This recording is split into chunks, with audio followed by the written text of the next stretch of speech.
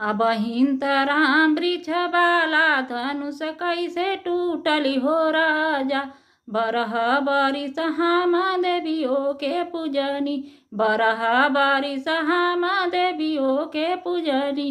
उहो ना भैनी सहारा धनुष कैसे टूटली हो राजा।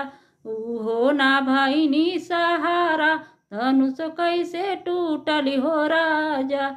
अब हिंतराम वृक्ष बाला धनुष कैसे टूटली हो राजा। अब हिंतराम वृक्ष बाला धनुष कैसे टूटली हो राजा। बरह बारिश हाम देवतन के पूजनी, बरह बारिश हाम देवतन के पूजनी। उहो ना भाई नहीं सहारा धनुष कैसे टूटली हो राजा। उहो ना भाई नहीं सहारा धनुष कैसे टूटली हो राजा।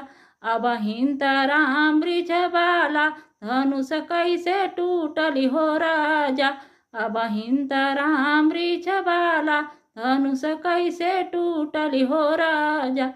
बरह बारिश हाम देवतन के पूजनी, बरह बारिश हाम मैया के पूजनी। उहो ना भाई नहीं सहारा धनुष कैसे टूटली हो राजा। पूरी पर कहो।